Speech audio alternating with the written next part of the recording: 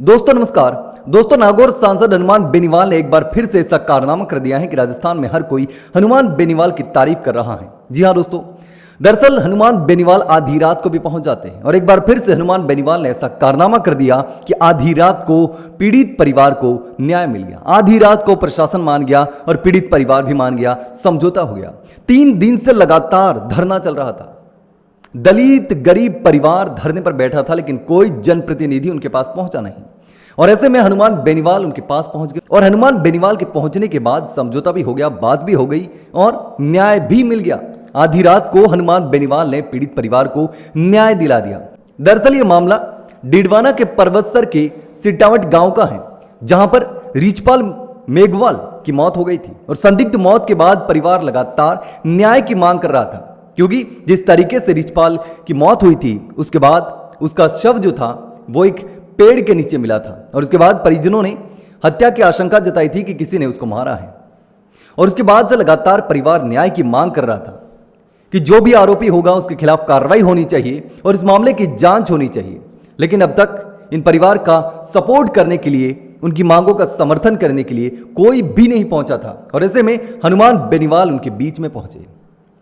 और जब हनुमान बेनीवाल इनके बीच में पहुंचे तो जो भीड़ जुटी, ग्रामीण और समाज के लोगों के साथ ही परिवार के लोग वहां मौजूद थे। जब हनुमान बेनीवाल पहुंचे तो वहां जबरदस्त भीड़ देखी जा सकती है जो न्याय की मांग कर रही थी और ऐसे में प्रशासन को वहां आना पड़ा और रात को 11 बजे परिवार और प्रशासन के बीच में समझौता हो गया और हनुमान बेनीवाल न्याय दिलाकर ही वहां से वापस लौटे। दरअसल मृतक के परिवार को 15 लाख रुपए मुआवजा, एसआईटी बनाकर जांच और इसके साथ ही मेडिकल बोर्ड से दोबारा पोस्टमार्टम कराने और एएसपी के निर्देशन में एसआईटी गठित करने पर भी सहमति बनी है। हनुमान बेनीवाल ने इस पूरे मामले पर कहा कि परिवार की सभी मांगे प्रशासन ने मान ली है, मुकदमा भी दर्ज हो गया है और एसआईटी जांच भी शुरू होगी। हमारी प्राथमिकता है कि पीड़ित परिवार को समय रहते न्याय मिला और इन आश्वासन के बाद रात के 11 बजे परिजनों और समाज वालों ने धरना समाप्त कर दिया।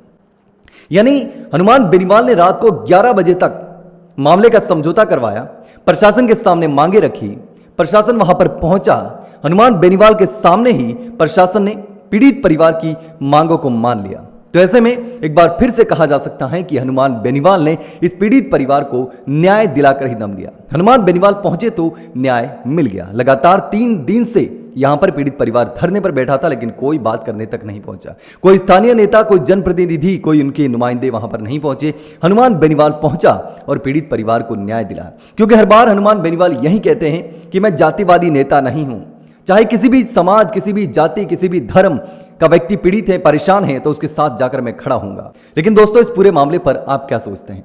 क्योंकि जिस तरीके से लगातार हनुमान बेनीवाल गरीब और पीड़ित के साथ खड़े हो जाते हैं, हर पीड़ित को न्याय दिलाने के लिए पहुंच जाते हैं। दोस्तों, आपको क्या लगता है? मुझे कमेंट करके जरूर बताना।